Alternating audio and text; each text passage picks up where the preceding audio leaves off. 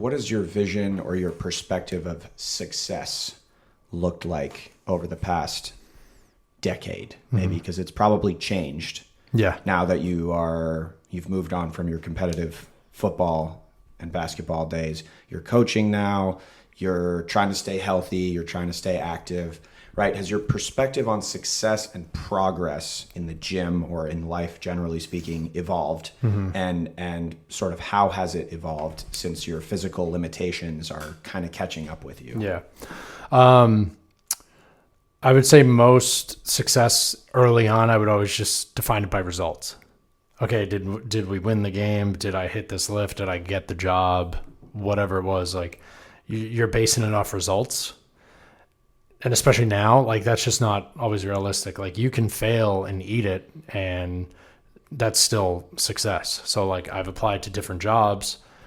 I did everything in my ability to get those types of jobs where I paid extra to go to conferences, like out of my own pocket. I've gone to other sites to like learn from other people.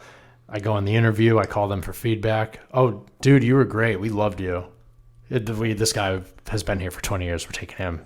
So I'm like, I did everything I can. So they're like, there's nothing to hang your head on. So that doesn't feel like failure for you then? I mean, it does to a point. Like it sucks. And I'm not going to sit there and be like, oh, I'm a failure just because I didn't like any job, any career. Like at some point it turns into political stuff and it's hard to get, or maybe I'm still young-ish. Like I'm not like my body feels old, but for those types of jobs, they want someone who's older, more experienced. So same with lifting. Like, okay, my deadlift was this. I can't get it now. Like that doesn't make me a failure. Like realistically, I should be lifting less as I get older. I mean, I hit 505 when I was 32, maybe. I've had knee surgery, 2 hip surgeries. I've had a bunch of other things just recently, and I still hit like 450 the other day. So to me, like, yeah, I failed. I never hit my PR from 7 years ago, but to be able to deadlift that much with all these injuries and honestly lack of medical care, and we can get into a big insurance thing later. Love a good insurance debate. Oh my God, it's been rough. But still being able to do that, like that's a success for me. I squatted 300 after my 4 surgeries, which I didn't think I'd even, and like, yeah, it's 75% of my max, but I was able to do 300 with 2 torn labrums in my hip, constant knee pain. Like I feel ridiculous because I'm taping everything. I got to tape my hand. I got my knee sleeves. I got to wear all this stuff just so I'm not in pain. And I think part of that's the mental part, just taking, like, I don't want to get under a load and throw my back out again, or just my hip pops. Like I would say honestly, if you don't mind me interrupting for a second. Yeah, you're not PRing based on whatever your PR was 10 years ago, but given all of the adverse circumstances, I would say I'm even more impressed with you deadlifting 450 after 4 surgeries than I would you deadlifting 505 with no surgeries. Like that's more impressive for me. That's more of a success.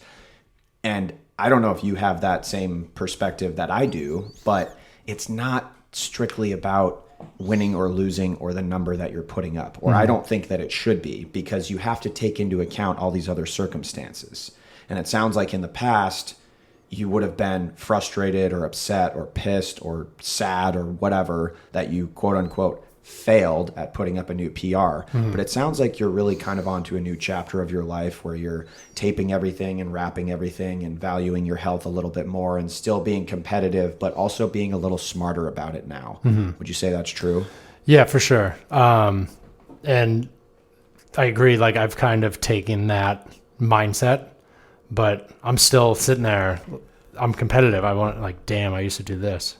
Or I've seen people from my old gym shoot up their scores. I'm like, oh, I used to do so much more than that guy. So I'll always have that to a point, but I do think like I might have that in the moment, but overall, big picture, I think I do a better job. Like, okay, I was able to squat this, deadlift that, clean this, whatever, with all these surgeries. And more so, like, how many doctors telling me not to do it or not to even work out, or not. Like, the last doctor I went to told me he can't do anything for me. He goes, I'm sorry, I know that sucks. Don't do anything stupid. Like, he basically told me not to go to TJ and, like, get God knows what. Oh, yeah. Like, that was what some outside medical care from somewhere else. Because I've gone, like, when I was in college, going into college, I was like, I don't want to do protein shakes. That's like cheating. And then I got to college, I was like, oh, damn, maybe I should take some protein at least. Then I started with all the injuries. So to me, like, I had one doctor like, oh, why don't you take steroids? I'm like, well, I have joint stuff. I feel like that's a bad idea. But if I didn't do it then, I'm like, I'm not going to do it now. But I've done PRP, which helped with mobility. I've done stem cell with my hip. I think it, like, so much of it's just rolling the dice. So I've done PRP and stem. Those have helped, I think. But to go down that road when I'm like pushing 40, I just don't think is, like, I should have done it when I was 20. I could have got a better scholarship or something, you know? What, like taking anabolics or something like that? Because, like, I've had people just do that. I'm like, ugh, I'm too old to just start that. Yeah, but I mean, if you weren't like invested in doing something like that younger in your career, I mean, you could have changed your stance, but it sounds like you, even to the point of taking protein, like, it sounds like you didn't want to. Yeah, I wasn't the smartest in high school. Well, that's, I mean, whether or not that's smart or not. I mean, I would personally say that not taking, for example, like anabolic steroids is a smart decision. Yeah, but with the protein, I was a little over the top. Yeah, I mean, more so uninformed, I would say.